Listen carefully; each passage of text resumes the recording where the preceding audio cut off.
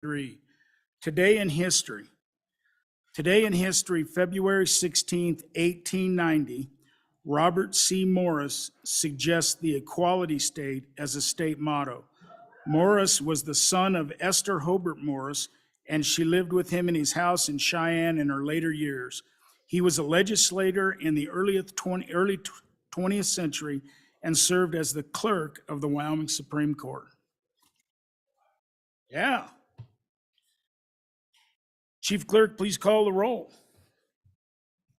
Convening roll call for the 27th day, Thursday, February 16th, 2023. Allemand. Allred. Andrew. Angelos. Banks. Bear. Berger. Brown.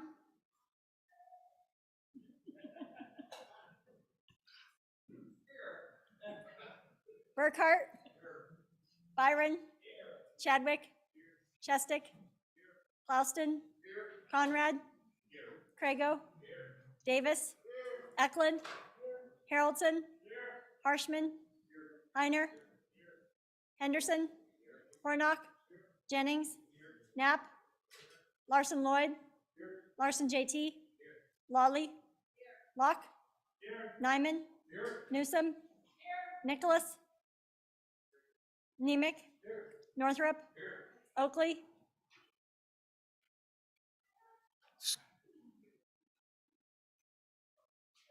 Oakley. Obermueller. O'Hearn.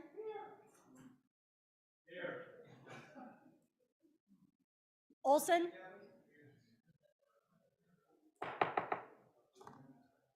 Ottman. Pendergraft. Penn. Provenza. Rodriguez Williams. Sherwood. Singh. Slagle. Smith. Stith. Storr. Strock. Stivar. Tarver. Trujillo. Walters. Ward. Washut. Western. Winter. Wiley. Yin. Zwanitzer Dan. Zwanitzer Dave. Speaker Summers. Here. 62 present. I would like to welcome Isaac Sutphen, who serves in the stake presidency here in Cheyenne from the Church of Jesus Christ of Latter-day Saints, to do our daily prayer. Please rise.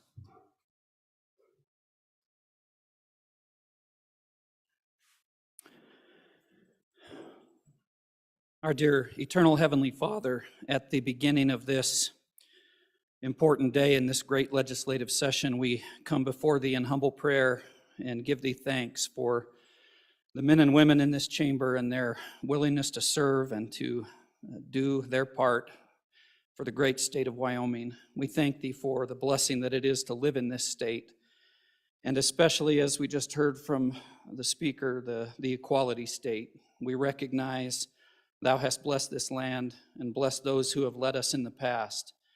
We are thankful for those who are leading us now, and we pray a blessing upon them. May their hearts and minds be open. May they be receptive to inspiration and guidance. May disagreements and difficulties that they face be met with professionalism and love and tact, that they may recognize their role and recognize the tremendous privilege that it is to represent the people of this great state. We are thankful for this country in which we live, for the freedoms that we enjoy, and we pray a blessing on those who are protecting us, both near and far. Keep them from harm. Help lead and guide them in their efforts to protect the freedoms that we cherish so abundantly. We're thankful also, Heavenly Father, for the privilege that we have to face challenges together. And again, we ask for help as we confront the problems that are facing our state today, that we might do so in a manner that will invite compromise and show a path forward. We are grateful to be in this great chamber and grateful for the men and women who have come before and who have established this as a land of freedom and peace, and pray that we will always recognize our forebears and honor and acknowledge them in all that we do. We humbly pray for Thy help thy guidance, and thy love, and we do so in the sacred and holy name of Jesus Christ. Amen. Amen. Thank you, State President Sutphen, for those kind words. We appreciate it. Please join me in the Pledge of Allegiance. I pledge allegiance to the flag of the United States of America and to the republic for which it stands, one nation under God, indivisible, with liberty and justice for all.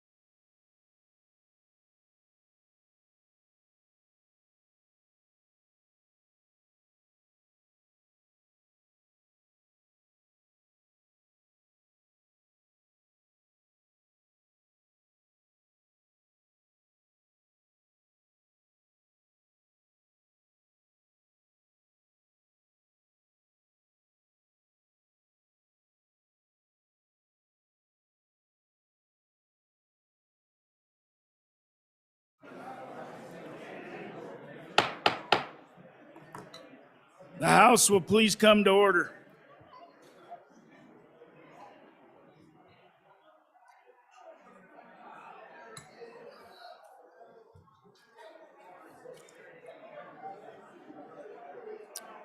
Representative Lloyd Larson, come up here for a second. The House will please come to order.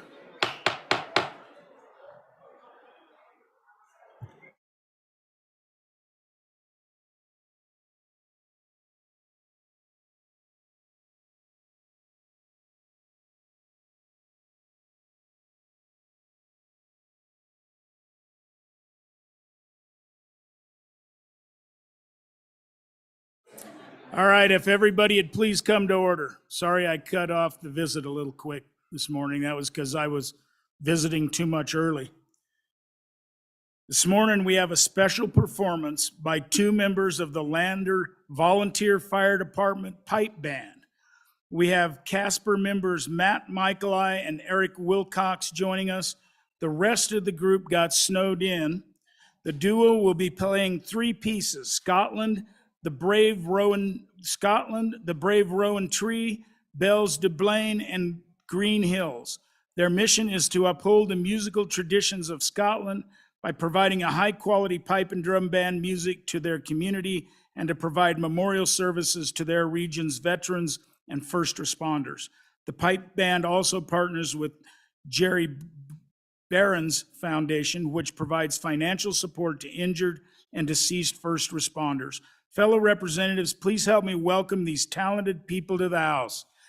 Hey!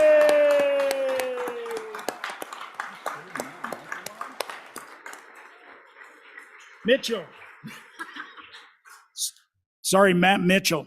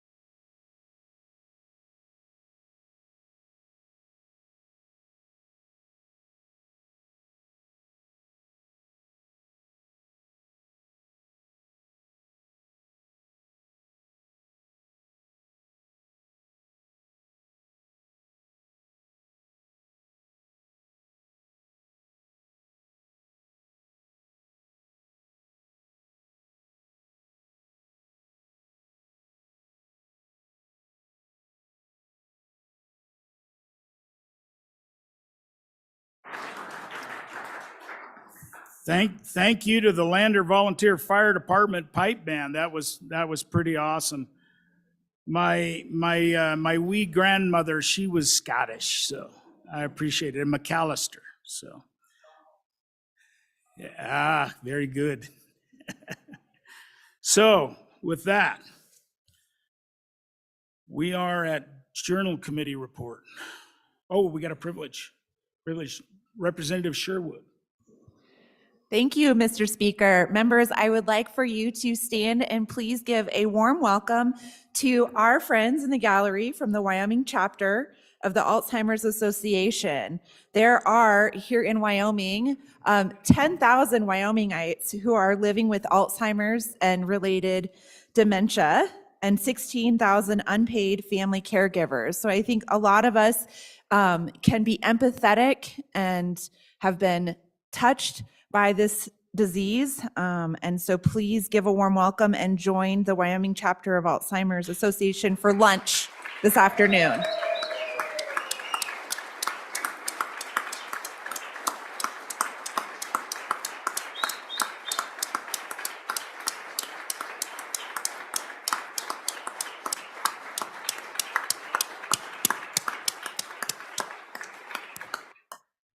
And you can join them. Welcome to the House, and thank you for all of the work you do for those seniors that really need that help. We really appreciate it.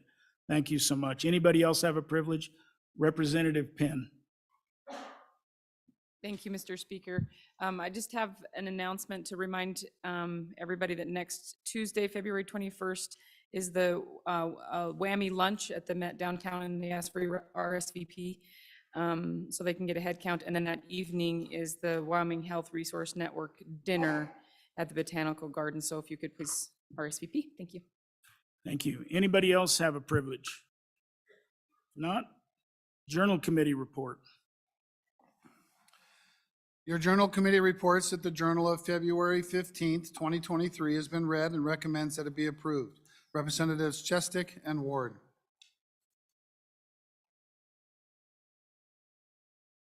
No messages from the Senate. It looks like our nurse of the day is not back there anywhere. So, on the introductions. We're at that order of business of Senate files on first reading. The first Senate file for our consideration is Senate file number 109. Senate File 109, sponsored by Senator Salazar. First reading of the bill.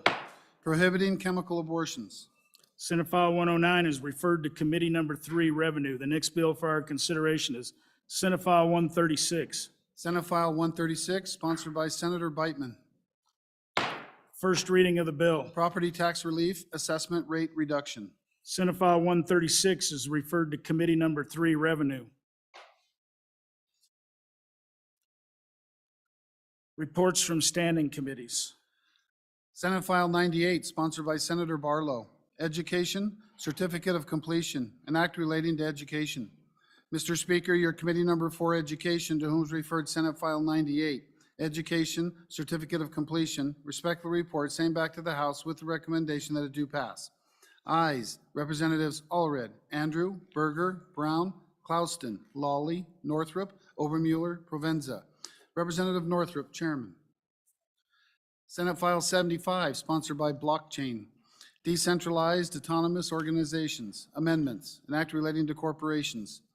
Mr. Speaker, your Committee Number 7, Corporations, Elections, and Political Subdivisions, to whom is referred House Bill 75. Painted fence posts, no trespassing. Respectfully report, same back to the House with the recommendation that it do pass. Ayes, Representatives Chadwick, Harrelson, Harshman, Knapp, Newsom, Olson, Ottman, Wiley, Yin. Representative Knapp, Vice Chairman. Senate File 76, sponsored by Blockchain, Wyoming Digital Asset Registration Act, an act relating to digital assets. Mr. Speaker, your Committee Number 7, Corporations, Elections, and Political Subdivisions, to whom is referred Senate File 76 engrossed, Wyoming Digital Asset Registration Act, respectfully report, same back to the House with the recommendation that do pass with the following amendments. Ayes, Representatives Chadwick, Haroldson, Harshman, Knapp, Newsom, Olson, Ottman, Wiley, Yin. Representative Knapp, Chairman. Vice Chairman.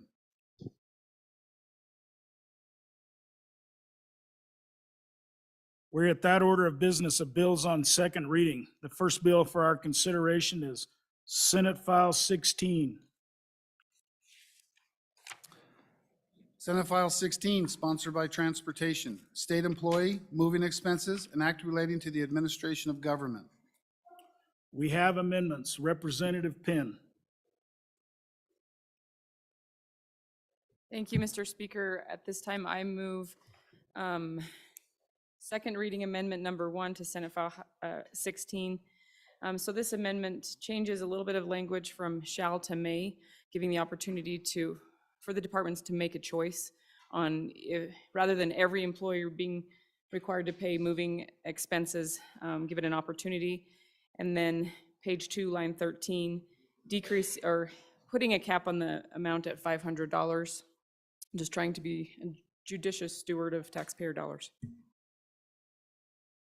Chairman Brown for your first time. Thank you, Mr. Speaker. On and against the amendment, and mainly for a couple of reasons, I guess, to be honest with you. But the first reason is I want to make sure that it's clear that the language that we have here for the permissive side of things versus the shall, and why this is going in here is if you look at the language that is very specific to why we're requiring this as opposed to being permissive, is because if we actually require a state employee to move, let's say from Lander, working for an agency up there, and that job is then required to come down to the Cheyenne area, this is something that is already in statute that we require that we would pay those moving expenses, but we have changed a little bit of the language, and this is for the transfer of employment when the transfer is made as a requirement of employment and for the benefit of the state of Wyoming. We just changed where that language was at. It's actually not changing the policy at all. What we're actually changing in this particular bill goes down into lines 10 through 18 on this particular bill, and that's where the permissive language comes in, that if they recruit somebody, if they get somebody that they want to move from one location to the other, and it's not at the benefit for the state or the requirement for the state to move this employee, then it's a may, and it's not necessarily going to be utilized all the time. But doing this may pay the actual expenses really actually is kind of a hindrance against the state employee, or I'm sorry, against the state employee at this situation, because they could be told, hey, you're going to be moving, this position is going to be moving from Lander to Cheyenne. If you don't want to pay your moving expenses, sorry. And I don't think that's the message we want to be sending to the state employees if we move their positions, or if it's a transfer from one of our prisons to another one of the prisons or something along those lines. So, and then the reduction down to $500, I mean, it cost me almost $500 to fill up my truck with fuel. So I don't know that doing a $500 moving expense is probably what we're looking for here. I will tell you that the testimony we did hear from the department that is going to oversee this, write the rules and regulations with this. My concern in committee was I don't want to be seeing somebody move across country and paying $20,000 to get a semi and bring everything across the country to get one of these employees in. I don't want to see that. And I was assured that that's certainly not going to be what they're looking at. It used to be a maximum of $5,000, and they think that that's probably going to be in the range that they're going to put into rule. If we want to put in some language maybe into third reading on doing a maximum penalty or a maximum amount on this, I'd certainly be willing to work with the discussion on that. But 500 barely gets you, a couple tanks of gas right now. So on and against. Thanks. Representative Bear for your first time. Thank you, Mr. Speaker. On and for the amendment, and I really appreciate the bringer of this amendment. We had some discussion on Committee of the Whole about this bill, and the good representative from District 19 brought up the fact that this bill does not have a fiscal note on it, and maybe putting a dollar amount, I don't know if 500 is correct or not, but putting a dollar amount on it can help us get a fiscal note. This is an expense that we should be thinking about. Not all companies provide moving expenses. Maybe not all states provide moving expenses. So if we're going to do it, let's know what the cost is going to be to do that. And I agree with the may language. I do trust our bureaucrats and those people who we put in leadership within our agencies to make good decisions as to whether we need to provide this benefit or not. And once they've made that commitment to an employee or a potential employee, I think we can trust them to keep their word. On and for the amendment. Anybody else for their first time? Anybody for their second time before the sponsor? First time? I see anybody going there? Nope. Representative Brown for your second time. Thank you, Mr. Speaker. And I did want to touch on the point about the fiscal note again. I appreciate the good representative from the Camel Country talking about that, because it is an important piece of this that I think is probably being overlooked again. And I really want to emphasize that this is not new money. This is money that is already encumbered and is already being spent potentially within that person's salary range when they're hired. And the difference is it's going to be in the 100 series of funding, which is the personnel costs for that agency. And when that agency, let's say, doesn't have somebody sitting in that position for 3 months, that's 3 months worth of funding that would otherwise just not be utilized and would be sent back to as a reversion ultimately. So there's no extra money being put into this. This is the money that would have been applied to their salary in that position otherwise. So it's not costing anything, and that's why there is no fiscal note, is because if the agency is going to choose to do this, they are going to have to find that within their own budget. They cannot go out and ask for additional money to do this. So the $500, again, yeah, it's going to ultimately come back. If they have a little bit extra money sitting in there, it would revert back to the general fund, and they'd be, coming back for that eventually when it comes time for a new budget request. So appreciate the information on that, but there is no fiscal impact to the state because the money is already encumbered on the actual position itself. Representative Bear for your second time. Thank you, Mr. Speaker. I appreciate that explanation, but it raises more questions for me than answers, actually, because we have an encumbrance, sure, for an employee, but now if that position is filled, do we have an additional encumbrance because now we're going to move that person to a different location in the state? It seems to me like we ought to be able to, when we vote on these things, understand what is the potential cost to the state. And certainly a fiscal note could say that this is other funds, or this is funds that have already been established and appropriated, but it would be nice to know before voting. Thank you. Representative Penn. Thank you, Mr. Speaker. So while maybe this doesn't increase the general funds or the appropriation, this is still taxpayer dollars that are being spent, and maybe they've already been allotted to this agency or this department to use, but it's still taxpayer money. We know that government tends to waste money in a lot of situations, and if this requires the budgets to be tightened up, I think that that's reasonable. This money comes from the people. When as a private citizen, when I relocated for my job, I was glad to accept $200 for my future employer to make the move. And of course, that didn't cover the costs. I don't expect the taxpayers to cover a cost, even for a state job. This is something to say, hey, we recognize your commitment to us, and we thank you for that. And once again, we're trying to be most responsible to the taxpayers. Thank you. All those in favor of second reading amendment number 1 to Senate File 16 signify by saying aye. Aye. All those opposed? No. Second reading amendment number 1 to Senate File 16 has failed. Senate File 16 having been read 2 separate times, the question is, shall the bill be read a third time? Hearing no objection, it is so ordered. The next bill for our consideration is Senate File 21. Senate File 21, sponsored by Transportation. High occupancy vehicle lanes, an act relating to motor vehicles. Representative Stivar. Thank you, Mr. Chairman. I bring you second reading Amendment 1 to Senate File 21 and ask for your favorable consideration. Representative Stivar, are you going to move that? I move second reading Amendment 1 to Senate File 21. Thank you. and ask for your favorable consideration. All this amendment does is on page 2, line 7, insert, at no time shall a high occupancy lane be designated as a toll road.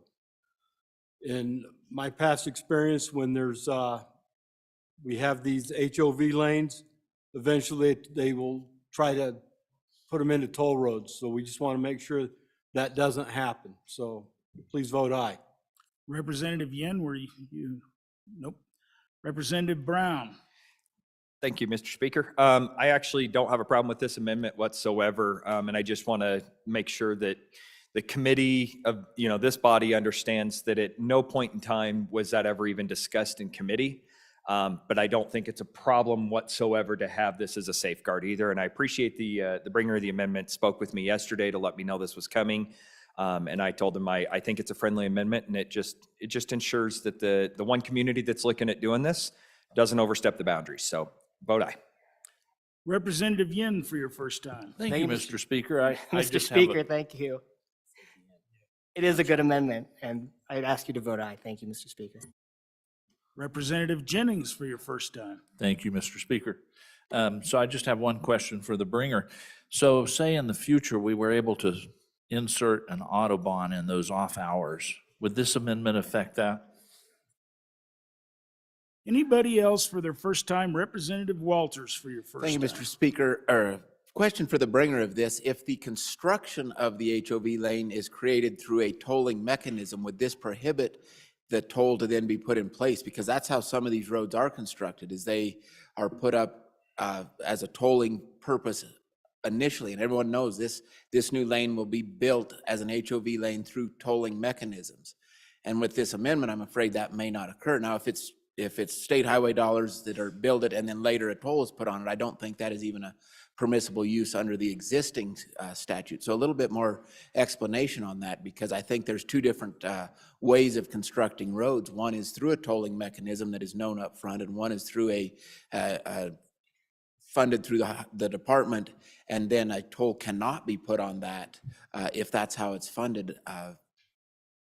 Later, you cannot put that toll on. So a little bit more explanation. I don't think this is quite as black and white as been described already.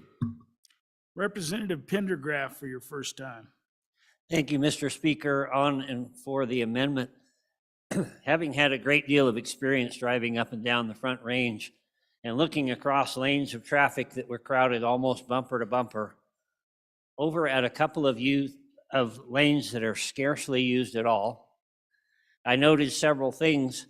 One of them was the use of cameras in order to police these lanes. I think we've made it pretty clear that we're not real fond of those in the state of Wyoming. If we're going to go to the trouble to build a lane for traffic to move along, let's let it be used to the fullest extent and not make it be an exclusive club. Again, on and for the amendment. Anybody else for their first time? Representatives Wanitz or Dan? Thanks, Mr. Speaker. Just a question, because in some other states, right, they allow these high occupancy lanes to also be used as a toll road for a single driver as a way to increase revenue. I'm not sure why, in that example of 4 lanes of bumper-to-bumper traffic, and you have a whole lane, if there are people who have the means and would like to pay more to drive in that lane to get quicker to work, and we can collect that revenue. I mean, other states do it as a way to pay for their roads and a way to pay for their government services. I'm not sure why we wouldn't do that, or at least expressly prohibit that from ever happening. So I guess I'm talking myself out of voting yes on this amendment, and I just think there might be a time in the future, not on this specific road we're talking about, but if there were ways to have high occupancy vehicle lanes, and if you weren't in a high occupancy vehicle to have to pay an extra fee to drive on that lane, you might have people who want to do that, and why wouldn't we let them do that? Anybody else for their first time? Anybody for their second time before the sponsor? Chairman Brown. Thank you, Mr. Speaker. I appreciate my desk mate's concern, but I don't say no when it feels so good to say yes, I think is the biggest thing here. So I think this is a really good amendment, and what we did here, specifically for this area that we're really trying to address, If we want to come back and this becomes an issue and we have the opportunity to collect a toll or whatever that case is, this body can have that discussion at that time. But really what we're trying to address right now is literally moving buses full of people in this one particular area of Highway 22 between two communities. And when the road gets built, we just want to make sure that we're moving high occupancy vehicles. And, you know, if somebody wants to pay that and they've got the money to do that, yeah, I don't know that that's what we're trying to accomplish here, because there's plenty of money up in that neck of the woods. So aye on the amendment. Let's keep our roads free of tolls.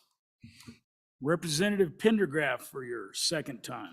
On and for the amendment still. It seems to me that the only effective and efficient way to police such a lane is the use of cameras, and that's a road I don't want to go around. Anybody else for their second time before the sponsor? Representative Stivar. Thank you, Mr. Chairman. Answer the Autobahn question. I've driven on the Autobahn. I've never seen a toll on an Autobahn yet. To answer the good representative's question, in committee, it was discussed that this would be a state road, and where this affects the whole state for doing a high occupancy lane, we need to keep it no toll. So please vote aye. All those in favor of second reading amendment number 1 to Senate File 21 signify by saying aye. Aye. All those opposed? No. Second reading amendment number 1 to Senate File 21 is passed. Senate File 21 having been read 2 separate times, the question is, shall a bill be read a third time? Hearing no objection, it is so ordered. The next bill for our consideration is Senate File 29. Senate File 29, sponsored by Agriculture. Brucellosis management updates, an act relating to agriculture, livestock, and other animals. Senate File 29 having been read 2 separate times, the question is, shall the bill be read a third time? Hearing no objection, it is so ordered. The next bill for our consideration is Senate File 38. Senate File 38, sponsored by Senator Schuler. Special license plates, organ donations, an act relating to motor vehicle license plates. Senate File 38 having been read 2 separate times, the question is, shall the bill be read a third time? Hearing no objection, it is so ordered. The next bill for our consideration is Senate File 58. Senate File 58, sponsored by Travel. Sutton Archaeological Site Administration, an act relating to state lands. Senate File 58 having been read 2 separate times, the question is, shall the bill be read a third time? Hearing no objection, it is so ordered. The next bill for our consideration is Senate File 84. Senate File 84, sponsored by Senator Ellis. Education, model student attendance policies, an act relating to education. We have amendments. Representative Penn. Thank you, Mr. Speaker. At this time, I move second reading amendment number 1 to Senate File 84 and ask for your favorable consideration. So if you'll look at the Standing Committee Amendment number 1 that was added yesterday, there's a paragraph that was inserted at the bottom with a sentence on line 35 of that amendment. Page 1 says, due consideration of educational opportunities and student academic performance may be used as evidence to provide acceptance of a pre-approved absence. And my amendment would just take out the 2 words, educational opportunities. So they can still consider the academic performance. In the discussion that we had yesterday, it was brought up, you know, maybe if a family wants to take a vacation to Barbados, maybe that's not educational, but this one could be educational and therefore considered. And I would just say, I think it's the parents' responsibility and right to determine what they consider educational. With regards to the example of Barbados, there's a lot to be learned and gained at something like that. Or myself, if I want to take my kids out of school for a week and take them on a pack trip up to the Wind Rivers, someone else may not consider, in administration, may not consider that educational, but I consider that as a parent very educational for my kids. And I think that just increases the parental rights and parents' ability to make those decisions for their own family. Thank you. Representative Andrew for your first time. Thank you, Mr. Speaker. On and in support of the amendment, I think the language is still very strong with removing those 2 words. I think the most important part is the due consideration of academic performance. And that part is still in there. I think it's probably less important to consider whether or not the actual reason for the excused absence is or is not for an educational opportunity. Thank you, Mr. Speaker. Representative Brown. Thank you, Mr. Speaker. Not really on for or against the amendment. The language was, drafted to capture what was originally in the intent of the bill. And I think it's a policy choice, and I don't disagree with the bringer of the amendment that this does give a little bit more flexibility for the parents. I also would say on the counter side of that I think putting this into statute also gives, the opportunity of, the parent to sit there and say, hey, look, I'm going to Washington, D.C. It's a work trip, but my kid is going to have educational experience. That gives some opportunities for the school to actually accept that as a reason why they would have an excused absence. It's certainly a policy choice for the body. I don't have a major problem with it one way or the other. So, kudos for trying to clean up and make a bill better. Anybody else for their first time? Anybody for their second time before the sponsor? Representative Penn. Thank you, Mr. Speaker. Once again, I would just urge an aye vote in an attempt to help parents fully have fully insured rights and limit the ability for districts who may be crossing the line in some places that we've heard at making their own interpretations on what is allowable. I think that right is reserved for parents. Thank you. All those in favor of second reading amendment number 1 to Senate File 84 signify by saying aye. Aye. All those opposed? No. Second reading amendment number 1 to Senate File 84 has been adopted.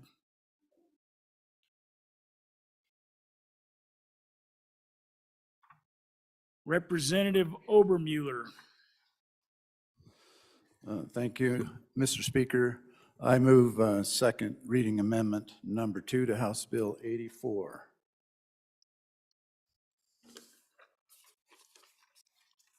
Please proceed. Ladies and gentlemen, this bill is an old friend to the legislature. I need to grab my.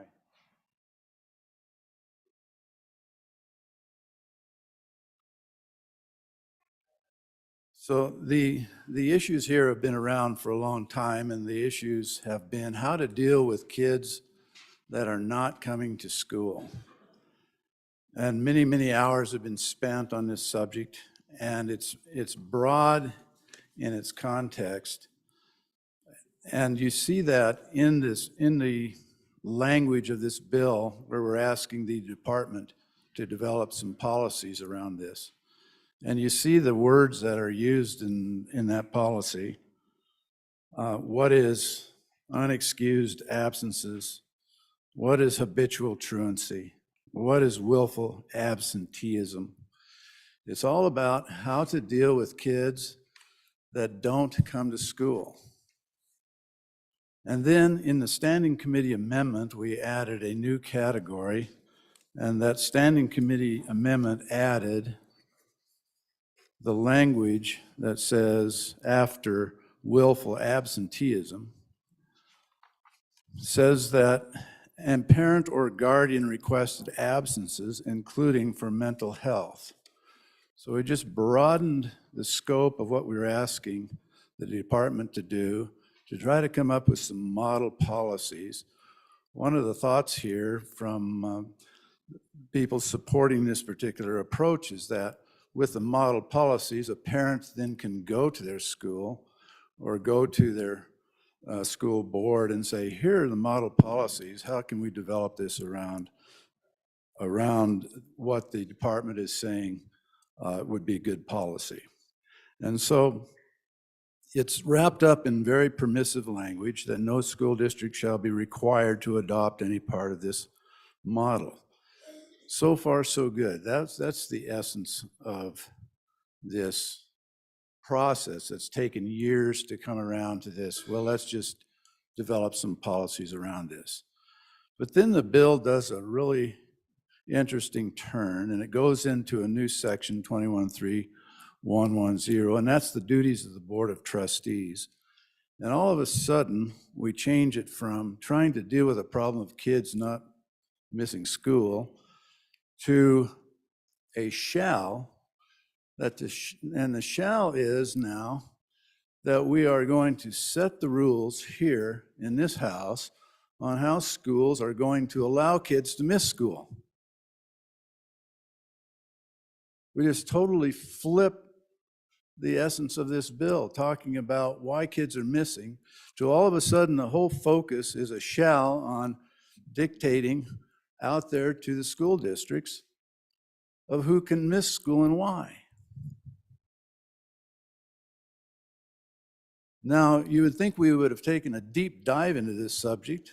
You know how committee action works. But this whole section is based on one anecdote from one district. One anecdote from one district, and we got a whole policy that we're going to put into our green books on how we're going to allow kids to miss school on a bill that started out in a totally different direction, totally different idea.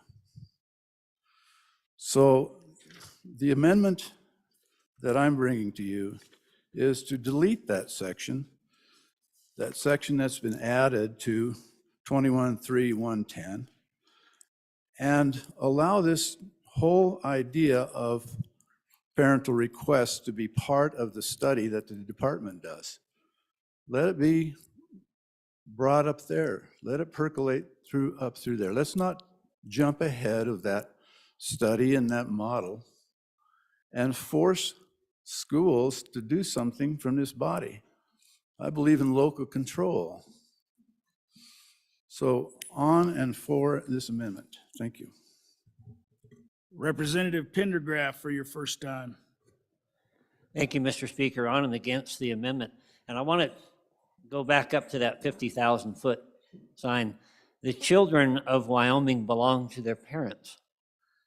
And yes, we are charged by the Wyoming Constitution with providing, I guess, a safety net and make sure that every child has an opportunity for an education. But that first responsibility lies with the parents. And if the parents want to take their kids and go and they think this is an educational benefit or whatever they want to do, they need that liberty to do that. We are there to provide that safety net. We have amazing teachers who work very hard, and they do what is natural, and that is just kind of take possession of those put in their charge. And they get a little bit possessive, I guess. And if this is my job, then let me do my job. And I understand that. But the danger then is we begin to think these are our children, therefore we're going to decide how they should be treated and how they should be raised. And the parents, quite frankly, there are a lot of parents who probably are perfectly content with that, and that's fine. But there are a lot of other parents who want to take a more active role in the education and the raising of their children. They maybe can't homeschool, so they still need to go through the public school. I just don't want the state to be overstepping its bounds and think that it has preeminence where the children are concerned. On and against.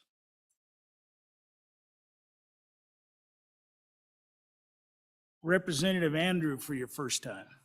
Thank you, Mr. Speaker. On and against this amendment, with this bill, and especially with the Committee of the Whole amendment, we are not dictating to any school district that they have to have any specific policy. The very last sentence of the language we added is nothing in this paragraph shall require a district to pre-approve any absence. And so all we're requiring them to do is set a policy for pre-approving excused absences and to have that on the books. But in the end, they don't actually have to approve that, but they at least have to contemplate and consider a way in which they will do that as a local control measure. Representative Ward for your first time. Thank you, Mr. Speaker. To the representative, to the bringer of the amendment, and regarding local control, I would argue that the most local control of all is parents. We need to give the most power we possibly can to parents. Representative Clouston for your first time. Thank you, Mr. Chair. So as a school board member and being on our board that takes care of education for the state, I don't think, so I'm for the amendment, but I don't think this bill is needed. You know, we're asking the superintendent to come up with a model policy and then to send it to the school districts, which they may or may not adopt. You know, we as a body can just ask the superintendent, what are some good policies for our school districts to look at? Or a smaller school district can call a bigger school district and say, can I look at your policy? And then locally, they can change that and adopt it for themselves. We don't need to be spending time and money dictating to what these local school districts do and put this in the green books. Let's save some time, let's save some money, and let our local school districts follow their own policies. So while I appreciate the thought behind this bill, I don't think it's needed. It's brought up for one large school district, which really doesn't affect what some of our smaller school districts do. So again, I'm for the amendment, but this is a bill I don't think we need. Thank you. Representative Hornock for your first time. Thank you, Mr. Chairman. So I just want to make sure that the body's understanding what we're doing here. And I think the good last speaker sort of alluded to it, but let me make sure I'm getting this correct. So we're putting the duties onto the state superintendent to basically create the umbrella for absenteeism that's potentially enacted across all districts and all boards, all school boards. So the state superintendent will establish the rules and regulations and develop that, and the school board then will be able to choose whether or not to enact that. That's what the amendment, I think, does. I want to make sure of that. If the amendment is not enacted, then we're giving that duty to the school boards themselves, which I would argue is the place to have that decision made, because the school boards themselves have the direct connection with the parental influence, and it's not a one-size-fit-all approach to our entire school districts throughout the state of Wyoming. The school district here in this city probably needs something different tailored to them than a school district in the middle part of our state or in some rural community. So I just want to make sure that that we're kind of clear about what this is doing, and I want to make sure that is correct in what we're doing. So if that's the case, then I don't think this is a good amendment. I think the way the bill is written is a little bit better, because it puts that responsibility on the school boards that have a direct connection with all of the parents, and they can listen to the parents rather than putting it on a state office to direct an entire umbrella of what's required. Thank you. Representative Henderson for your first time. Thank you, Mr. Speaker. You know, we're human and we make mistakes. So I went back and reread the Standing Committee amendment. And at the last part of it there, it has the phrase approved by the teacher on pre-approvals. Well, I think the teacher plays an important role here. I don't think the parents' ability to decide whether or not their children are going to go to school should be interfered with. Now, they have a system already to allow for parents to call in and let the school know that the absence was in fact legitimate.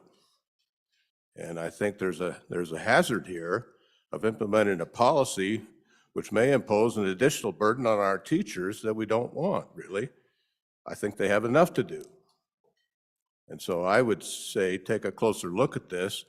If I'm reading it wrong, please tell me, but it says in plain English, pre-approved by the teacher. And I don't think we should let that go through, and I think this amendment fixes that. Thank you. Anybody else for their first time? Anybody for their second time before the sponsor? Representative, nope. Okay, Representative Obermueller, please finish us up. Thank you, Mr. Chairman.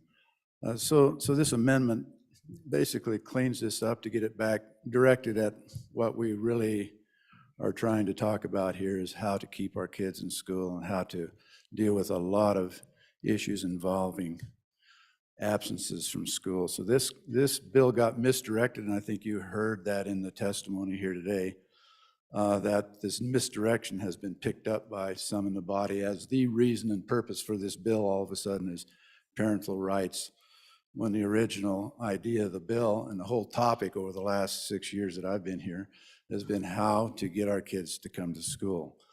So this, and we're taking one anecdote in one district and trying to apply it statewide. I don't think that's good policy. So on in favor, thank you. All those in favor of second reading amendment number 2 to Senate File 84 signify by saying aye. Aye. All those opposed? No. Second reading amendment number 2 to Senate File 84 has been adopted. Division having been called, all those in favor of second reading amendment number 2, please rise.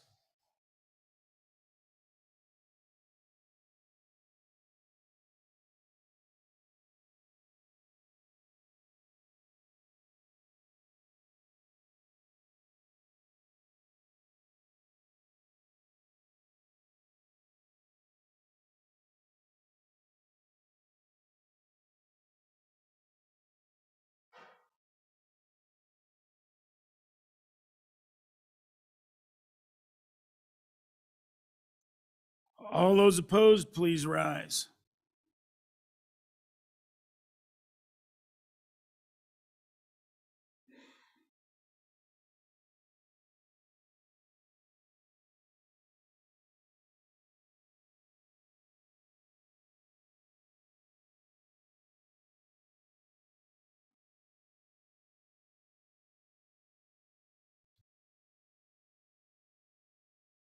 Thank you. Second reading amendment number 2 has failed, 28-30.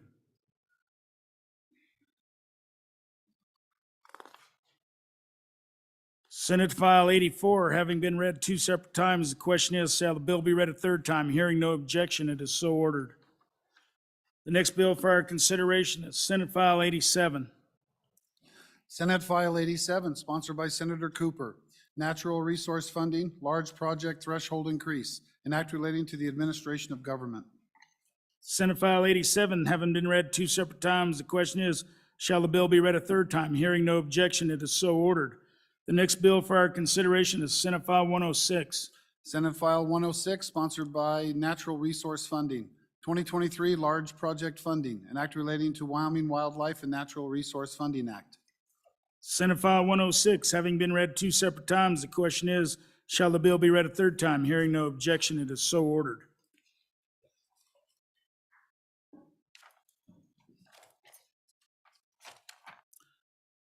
We're at that order of business of bills on third reading and final passage. Mr. Majority Floor Leader. Mr. Speaker, I move the third reading consent list consisting of the following Senate files. Senate File 7, Senate File 10, Senate File 55, Senate File 69, Senate File 139, and Senate File 173. Would anyone like any of these bills removed from the consent list? Will the reading clerk please read the consent list? Senate File 7, sponsored by Senator Baldwin. Definition of opiate antagonist amendment, an act relating to public health and safety, being enacted by the legislature of the state of Wyoming. Senate File 10, sponsored by Labor. Licensed Professional Counselor Compact, an act relating to professions and occupations, being enacted by the legislature of the state of Wyoming. Senate File 55, sponsored by Senator Nethercott. Chancery Court Vacancies Extension Amendment, an act relating to courts, being enacted by the legislature of the state of Wyoming. Senate File 69, sponsored by Senator Nethercott. Electronic Records Retention, an act relating to courts, being enacted by the legislature of the state of Wyoming. Senate File 139, sponsored by Senator Kolb. Unlawful use of charge card or debit card, an act relating to crimes and offenses being enacted by the legislature of the state of Wyoming. Senate File 173, sponsored by Senator Driscoll. Financial institutions, similar names, an act relating to banks, banking, and finance being enacted by the legislature of the state of Wyoming. Having been read 3 separate times, the question is, shall these bills pass the House? Chief Clerk, please call the roll. Allemande. Allred. Andrew. Angelos. Banks. Bear. Berger. Brown. Burkhart. Byron. Chadwick. Chestick. Clauston. Conrad. Crago. Davis. Eklund. Haroldson. Excused. Harshman. Heiner. Henderson. Warnock. Jennings. Knapp. Larson Lloyd. Larson JT. Lawley. Locke. Nyman. Newsom. Nicholas. Nemec. Northrop. Oakley. Obermueller. O'Hearn. Olson. Ottman. Pendergraft. Penn. Provenza. Rodriguez Williams. Sherwood. Singh. Slagle. Smith. Stith. Storer. Strock. Stivar. Tarver. Trujillo. Walters. Ward. Washut. Western. Winter. Wiley. Yin. Zwanitzer Dan. Zwanitzer Dave. Speaker Summers. Aye. Haroldson. 62 aye.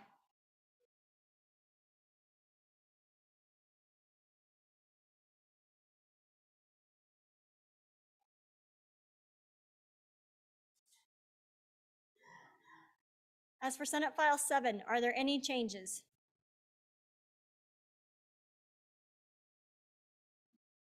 Smith, aye to no.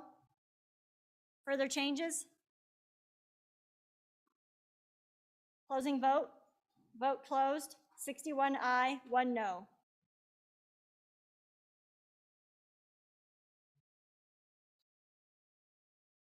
As for Senate File 10, are there any changes? Warnock, aye to no. Singh, aye to no. Western, aye to no. Ottman, aye to no. Penn, aye to no. Smith, aye to no. Slagle, aye to no. Stivar, aye to no. Haroldson, aye to no. Ward, aye to no. Bear, aye to no. Strock, aye to no. Angelos, aye to no. Rodriguez Williams, aye to no. Winter, aye to no. Jennings, aye to no. Allemande, aye to no. Pendergraft, aye to no. Locke, aye to no. Banks, aye to no. Trujillo, aye to no. Nyman, aye to no. Knapp, aye to, excuse me. Knapp, aye to no. Further changes? Closing vote. Vote closed. 39 aye, 23 no.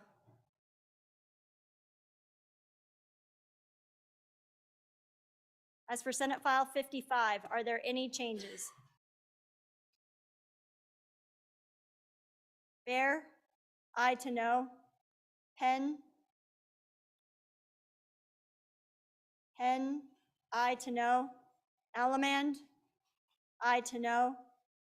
Further changes? Closing vote. Vote closed.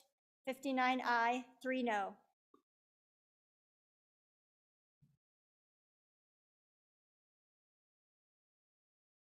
As for Senate File 69, are there any changes? Are there any changes? Closing vote. Vote closed, 62 aye.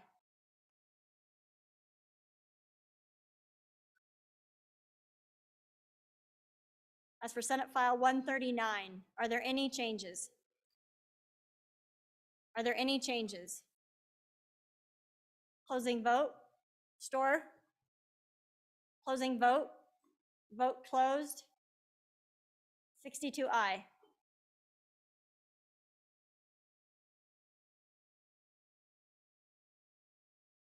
As for Senate File 173, are there any changes?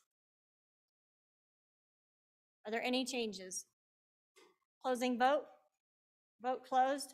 62 aye. Having received the affirmative vote of the majority of the members elected to the House, Senate Files number 7, 10, 55, 69, 139, and 173 have passed the House. We're at that order of business of bills on third reading regular list. The first bill for our consideration is Senate File 37. Senate File 37, sponsored by Senator Baldwin. Podiatry Medical Services, Medicaid, an act relating to Medical Assistance and Service Act being enacted by the legislature of the state of Wyoming. Chairman Zwanitzer. Thank you, Mr. Chairman. I would like to withdraw third reading amendment number 1 at this time. Yay. Third reading amendment number 1 to Senate File 37 has been withdrawn. Second. Do we have another amendment? Yes, there's two more, sir. Okay, Representative Clouston, please. Mr. Speaker, I move third reading amendment number 2 to Senate File 37. Please go ahead. So we were informed by our department that takes care of our well-being and health that CMS will not let us put an age restriction with these Medicaid funds. So I've stricken the age restriction and put on that after podiatry, if referred to a podiatrist by a physician, physician assistant, or an advanced practice nurse, a registered nurse. So what this does then is these Medicaid patients would have to be seen by a provider before referred to a podiatrist. And I guess what I like about that is that way the pediatrician can see that child first and say, hey, I think you need to go to an orthopedic doc, or I think you need to go to a PA, or you can go to a podiatrist.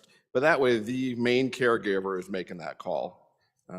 Same thing with our nurse practitioners. The very best diabetic specialist in my community is an advanced nurse practitioner.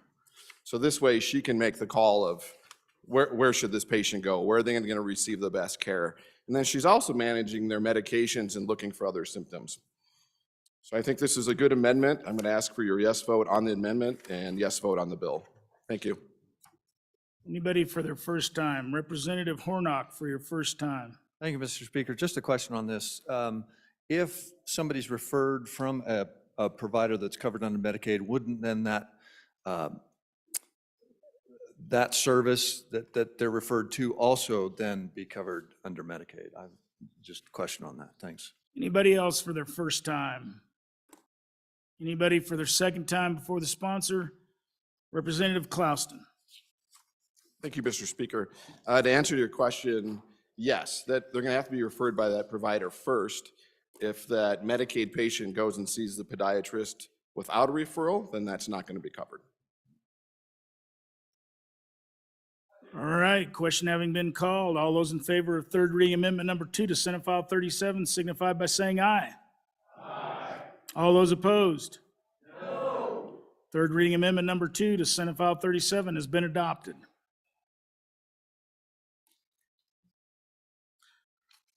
We are now on third reading amendment number 3.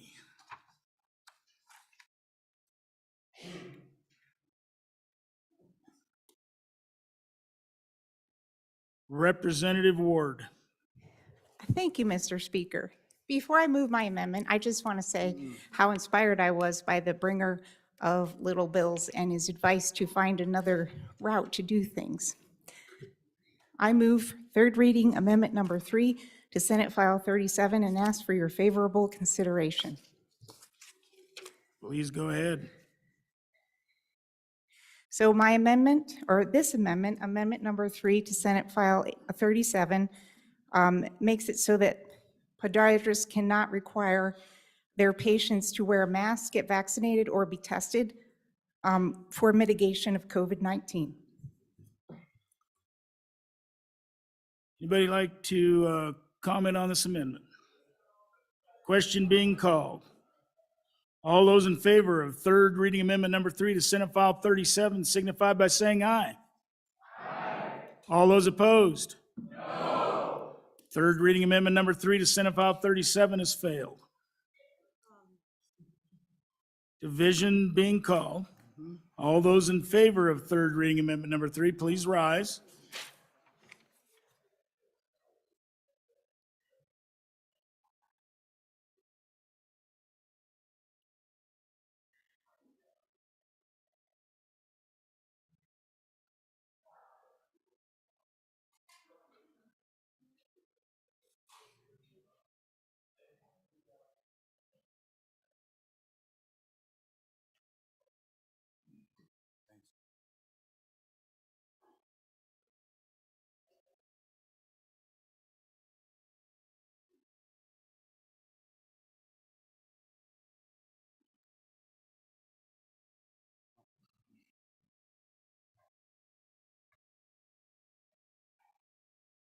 Okay, all those opposed, please rise.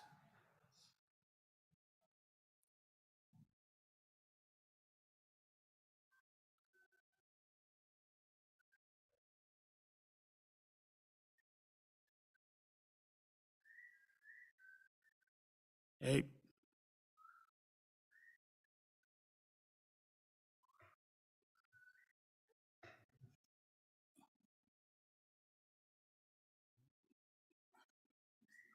No whistling.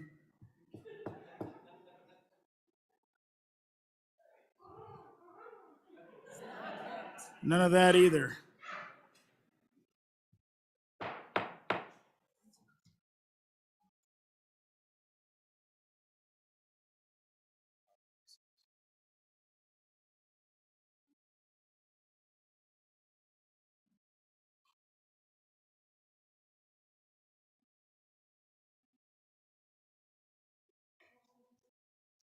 That's good enough. All right, thank you. Third reading Amendment Number 3 to Senate File 37 has failed, 26 to 35.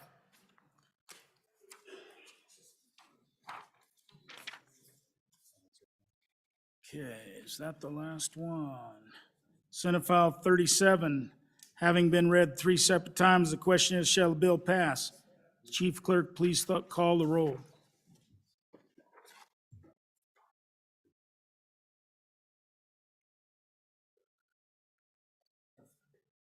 Ellenman? Allred? Andrew? Angelos? Banks? Bear? Berger? Brown? Burkhart? Byron? Chadwick? Chestick? Plouston? Conrad? Crago? Davis? Eklund? Haroldson? Harshman? Heiner? Henderson? Hornock? Jennings? Knapp? Larson Lloyd? Larson JT? Lawley? Locke? Nyman? Newsom? Nicholas? Nemec? Northrup? Oakley? Obermuller? O'Hearn? Olson? Ottman? Pendergraft? Penn? Provenza? Rodriguez-Williams? Sherwood? Singh? Slagle? Smith? Stith? Storer? Strock? Stivar? Tarver? Trujillo? Walters? Ward? Washut? Western? Winter? Wiley? Yin? Zwanitzer Dan? Zwanitzer Dave? Speaker Summers? Aye. Are there any changes? Ward, are there any changes? Closing vote. Vote closed. 37 aye, 25 no. Senate File 37, having received the affirmative vote of the majority of the members elected to the House, Senate File 37 has passed the House. So this is a gentle reminder to all of you out there, we will be respectful on third reading. And if somebody wants to call division, they have every right to call division. With that, the next bill for our consideration is Senate File 40. Senate File 40, sponsored by Senator Case, Federal Political Action Committee's report, an act relating to campaign practices being enacted by the legislature of the state of Wyoming. We have amendments. Representative Ward. Thank you, Mr. Speaker. Before I begin, I hope you will indulge me for just a second while I apologize to the representative that I almost ran into in the hallway and caused her almost to spill her coffee. And that's why I was out of breath at the mic, so I'm sorry about that. Having said that, I move third read amendment number 1 to Senate File 40 and ask for your favorable consideration. This amendment puts some sideboards on the bill so that we're not going after small spenders, but we do catch larger spenders that perhaps should be accountable. And with that, I ask for an aye vote. Chairman Zwanitzer, for your first time.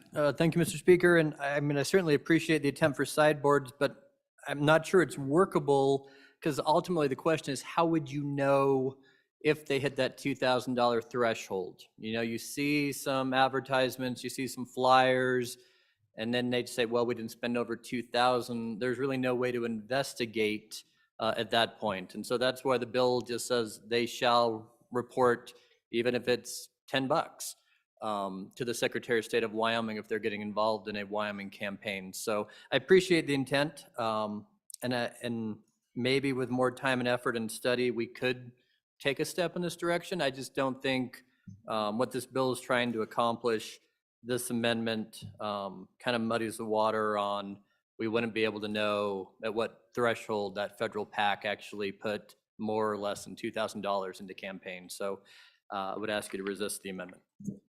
Representative Bear, for your first time. Thank you, Mr. Speaker, and I think I can answer the concern of the good chairman of Labor. So what we're talking about is a federal PAC here. They have to report to the federal commission that concerns elections quarterly, and that happens to be roughly 10 days before you have to report to the state for the primary. So therefore, those numbers are going to be reported once there, and then this bill requires that they be reported once again to the state. So both the PAC who would be making this report would know whether they had gone beyond that or not, but so would those people who would be able to access that report at the federal level. I am on and for this amendment. I think this is a good amendment because, as I mentioned on the first reading, this particular bill is it's creating a problem for the mom and pops, the individual citizens that want to pool their money together and make a big statement in an election. We have large PACs, from most of them outside of this particular state, that we probably all would agree we'd rather not have them involved with our elections.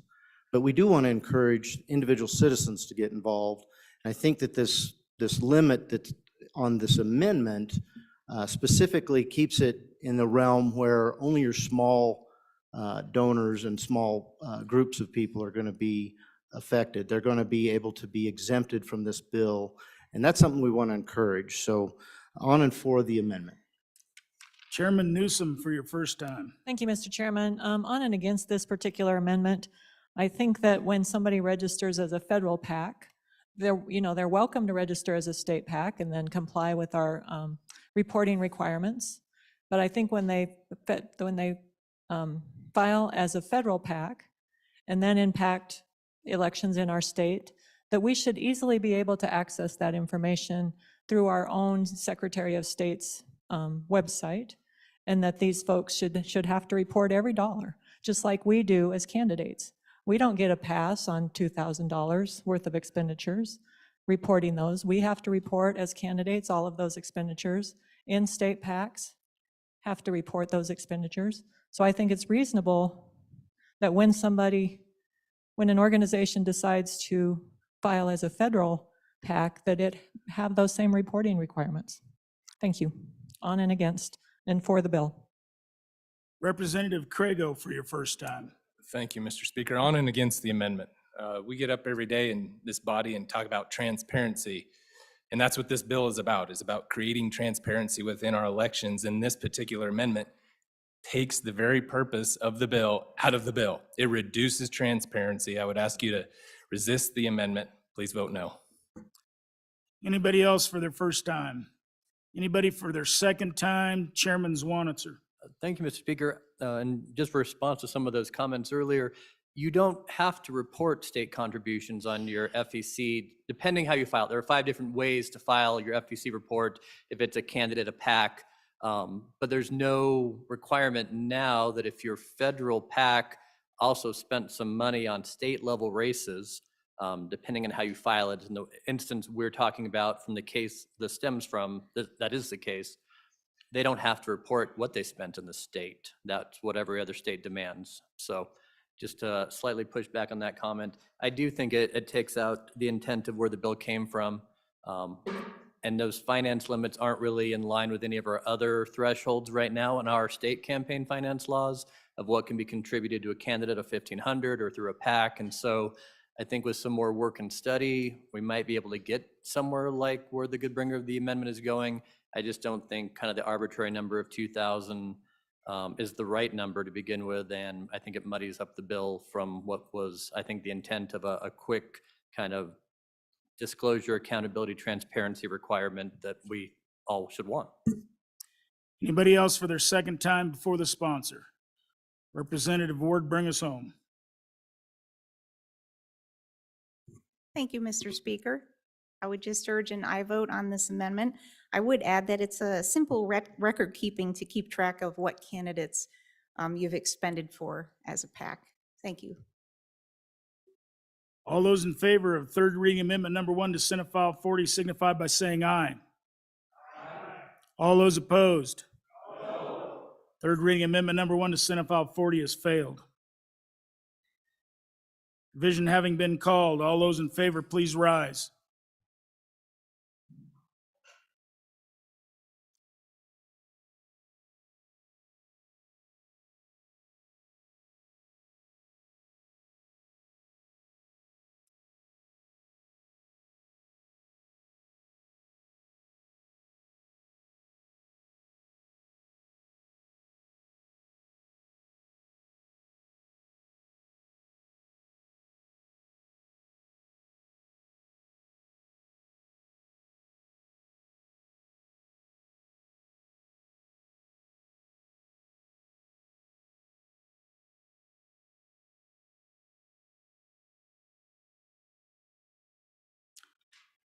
All those opposed, please rise.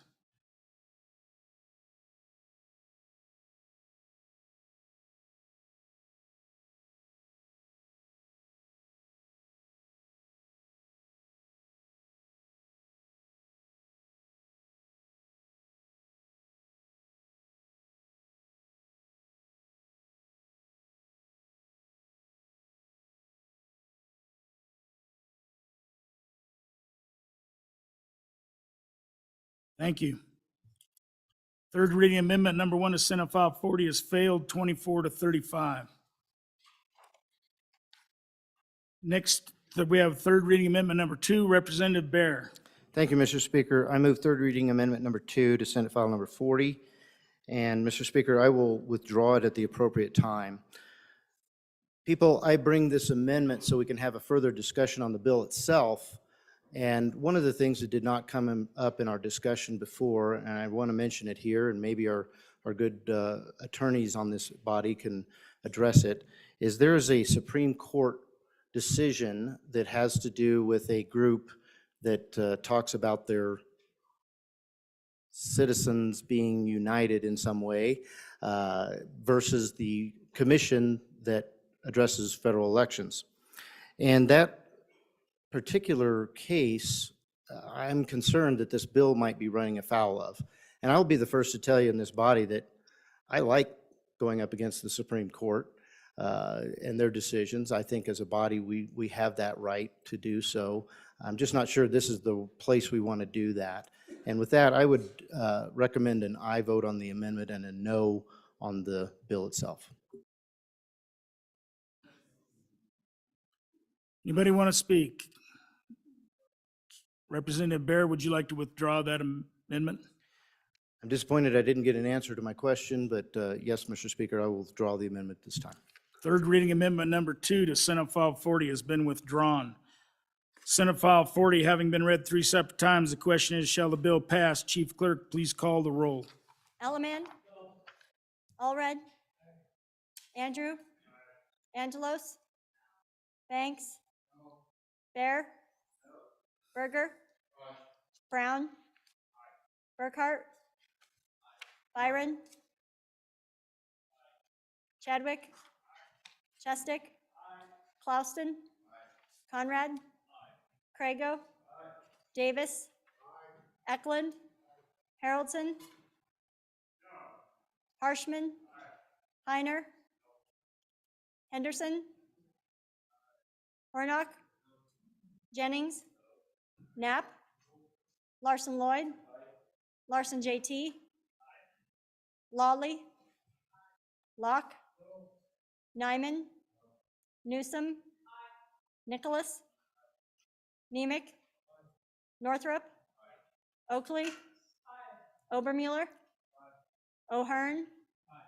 Olson? Ottman? Pendergraft? Penn? Provenza? Rodriguez-Williams? Sherwood?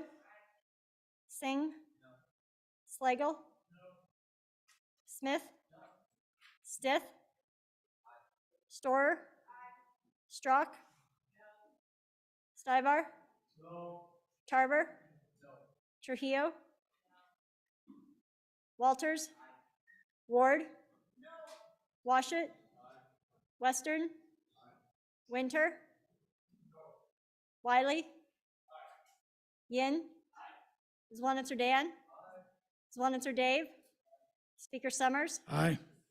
Are there any changes? Burkhart, aye.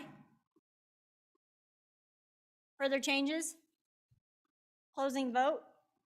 Vote closed. 38 aye, 24 no.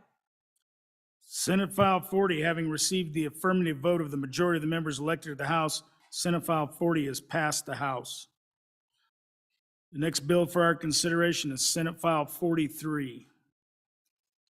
Senate File 43, sponsored by Senator Case.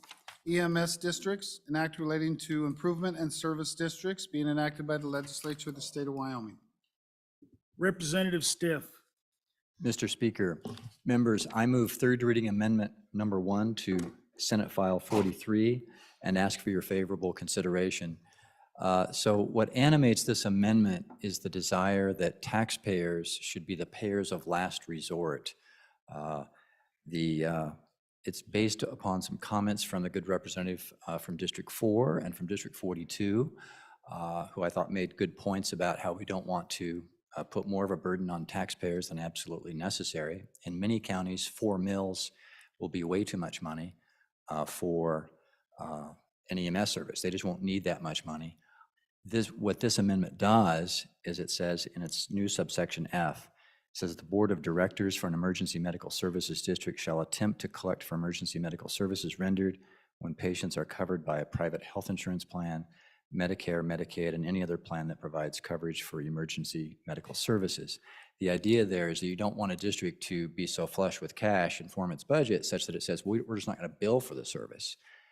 And if that were to happen, then the taxpayers would be paying more than they should. So the point of this is to make sure that taxpayers are only paying for the difference between the cost of the emergency medical services and the revenue they get from billing patients. So then the question, and I conferred with the co-sponsor of the bill to work out some language, and the question came up, it says, well, you can say that the district is the payer of last resort, or the taxpayers are the payer of last resort, but how do you know that it's true? And that leads to the new subsection G, which would require the Board of Directors to report to the county commissioners on a quarterly basis regarding, their essentially costs and revenue. So there are two things going on here, but the whole idea of this is to make sure that taxes for these new districts will be as low as possible, because it can and does happen. And in my county, we have at least one district, not an emergency medical services district, but a district that provides ambulance service. And for whatever reason, that district just doesn't bill the patients at all. And the result in that particular district in my county is that the taxpayers are paying, frankly, more than they should. So that's the purpose of the amendment, and I would request an aye vote and stand for questions. Chairman Newsom for your first time. Thank you, Mr. Chairman. Just a question for the bringer. Does the board have the authority to go out and be a bill collector?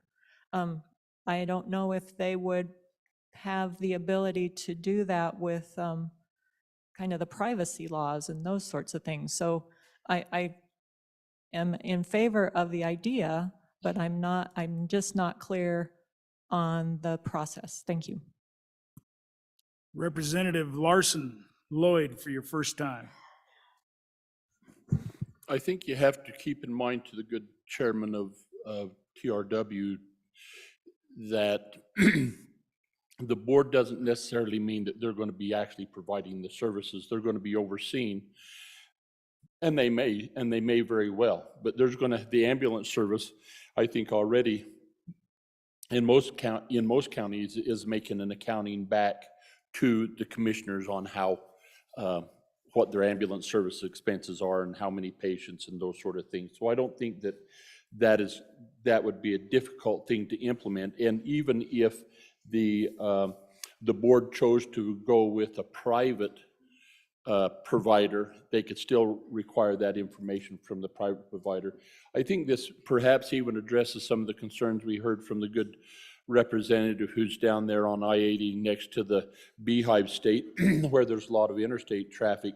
And a lot of us anymore have an ambulance insurance policy. And we'd want to make sure that at least it seems to me that this through traffic on the interstate we would at least make an attempt to capture that rather than using these local taxpayer funds. So I think there's some legitimacy to that. Representative Ottman for your first time. Thank you, Mr. Speaker. I rise in support of this amendment. One of the main reasons that I've been against this whole deal is because of the lack of accountability. And I think that this would help. Having the ambulance companies that have not had to give reports and things like that has made things a little vague. I believe in past testimony that it's the cost has initially gone from $800,000 to $1.3 million. For what? Maybe it's justified, maybe, who knows? But I would ask that this be considered. I also know that we need to educate ourselves. My husband and I have a small insurance policy for air flights. We go ahead and we take that because it's our responsibility to make sure that we have the benefits that we see that are important. So I think by asking for those reports and that accountability, I think it'll trickle down and make things a lot more transparent and a bit more palatable. So I would ask you to vote aye. Thank you. Representative Davis for your first time. Mr. Speaker, on and for the amendment, having been part of a small clinic board before, and the billing issue always has come up. And what had happened in our particular instance, it was always outsourced. And then once it was outsourced, then it was brought back to the clinic then. So on and for. Representative Provenza for your first time. Thank you, Mr. Speaker. question for the bringer of the amendments. Trying to understand what extent of attempt would be required here. So what would you envision to, because you can go from anywhere to we sent a letter in the mail to we hired a person to find these folks and track them down and hassle them for money. And yeah, just trying to see what that is, because part of my concern would be how much money they would have to spend to then get that debt back, because oftentimes we see that can cost more money. So just trying to understand what your intent or thought is in terms of the extent of that attempt. Thank you, Mr. Speaker. Anybody else for their first time? Anybody for their second time before the sponsor? Representative Stith. Mr. Speaker, thank you. To address the last question, this would give the discretion to the Board of Directors to decide their own level of how vigorously they want to attempt to collect. Typically, if you send a bill out, insurance comes back and pays 80% of it, for example, there may be a balance remaining. They would have the discretion to bill the patient for the remainder of that. Then if they don't collect it, they would have the choice to either do nothing or turn it over to collections. Typically, if you turn it over to collections, then the collections agency takes a 40% cut. But this wouldn't micromanage, this amendment would not micromanage how the board would decide to do that on a case-by-case basis. So please vote aye. All those in favor of third reading amendment number 1 to Senate File 43 signify by saying aye. Aye. All those opposed? Third reading amendment number 1 to Senate File 43 has been adopted. The next amendment for our consideration is third reading amendment number 2, Representative Hornock. Thank you, Mr. Speaker. I move third reading amendment number 2 to House Bill 43, and I will withdraw at the proper time. Members, I just wanted to kind of have another conversation, if possible, about this. Here's my worry, is that we are creating kind of a backdoor to allow the formation of these special districts. So within the statute of the special district, we're adding a little clause with this that allows a county commissioner, Board of County Commissioner, to establish this new special district. And then next year, we could come along and we could, with this loophole, add something else where that county commissioner board could add another little special district. And then the following year, again, we could open that back door up so that the county commissioners can add another special district. So that's my worry with this. So the reason why I bring this is because we do have existing ability in place for people to petition, for neighbors to get together, for neighbors to talk about the need for, specifically on this EMS services, if they don't think that they're being serviced properly, they can petition, they can gather, they can petition, they can send that to the county commissioners, and they can say, we would like to form a special district so that we can have better EMS service. There is the process already in place. My worry with this particular bill is that just that we're creating a backdoor so that next year and the year after and the year after that and the year after that, we're going to open up a can of worms to all of these special districts and take that petition ability away from the people at the ground level and give it more to the commissioners. Just wanted to express that, and I'll withdraw the amendment at the proper time. I'm not in favor of this bill, even with the good amendment that was just brought. Thank you. Representative Stivar for your first time. Thank you, Mr. Chairman. On for the amendment against the bill. We already have problems with special districts. They're all required to have audits done. We don't have enough people auditing these special districts already. This is just another burden. The other thing is why are we putting a commission together that can tax our citizens before it even, before it even goes to a vote. So on an amendment against the bill. Representative Banks for your first time. Thank you, Mr. Speaker. I think I'm a no vote on this bill as well, and here's why. I see this as another avenue to impose a tax upon our people. And the overwhelming feeling of my district was, we need relief. We don't need other avenues to add additional taxes despite what the outcomes of that might be. So with that, I just can't support this bill. I urge a no vote. Thank you. Representative Davis for your first time. Mr. Speaker, as my previous life, the county commissioners off of every special district receive their budgets to approve their budgets of each special district.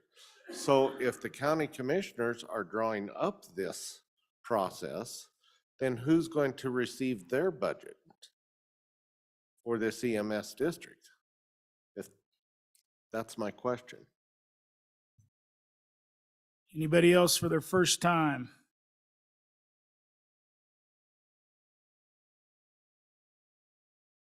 Is that a movement to the mic, Representative Harrelson? Representative Harrelson for your first time. Thank you, Mr. Speaker. So I'm going to address something in the room. When a question is asked on this floor and the bringer of the bill is on this floor or someone that is signing onto it, I would appreciate it if we could have some answers to those questions. Thank you. Representative Harrelson, nobody's obligated to say anything on this floor. Representative Wiley for your first time. Mr. Speaker, thank you. Local control, and it will be on the ballot for the bill. Thank you. Representative Alleman for your first time. Thank you, Mr. Speaker. Where are we going to stop, folks? We're going to have these districts. I know the airports want districts. Do the hospitals want districts? How about the libraries? Maybe we ought to just stop districts. I'm for the amendment, against the bill. Anybody else for their first time? Anybody for their second time before the sponsor? Representative Hornock, bring us home. Thank you, Mr. Speaker. I urge a no vote on the bill. Withdraw the amendment. Third reading amendment number 2 to Senate File 43 has been withdrawn. Senate File 43 having been read 3 separate times, the question is, shall the bill pass? Chief Clerk, please call the roll. Allemand? Allred? Andrew? Angelos? Banks? Bear? Berger? Brown? Burkhart? Byron? Chadwick? Chestick? Clauston? Conrad? Crago? Davis? Eklund? Haroldson? Harshman? Heiner? Henderson? Hornock? Jennings? Knapp? Larson Lloyd? Larson JT? Lawley? Locke? Nyman? Newsom? Nicholas? Nemec? Northrup? Oakley? Obermuller? O'Hearn? Olson? Ottman? Pendergraft? Penn? Provenza? Rodriguez Williams? Sherwood? Singh? Slagle? Smith? Stiff? Storer? Strock? Stivar? Tarver? Trujillo? Walters? Ward? Washut?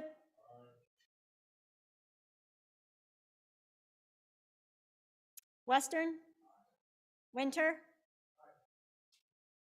Wiley? Yin?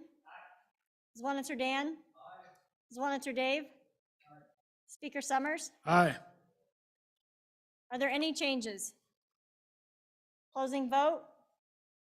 Vote closed. 37 aye, 25 no. Senate File 43 having received the affirmative vote of the majority of the members elected to the House, Senate File 43 has passed the House. The next bill for our consideration is Senate File 88. We have amendments. We have a break. Mr. Majority Floor Leader. Don't want to stop good work, Mr. Speaker, but I would just say the House needs to recess until 2 p.m. if that's your pleasure. All those in favor signify by saying aye. All those opposed, no. Committee announcements. Representative Burkhart. Thank you, Mr. Speaker. Your committee number 9, Minerals, Business, and Economic Development, will meet at 9 a.m. tomorrow morning for one bill, Senate File 169. Chairman Olson. Thank you, Mr. Speaker. I'd actually like to re-refer Senate File 76 to Committee Number 2 Appropriations.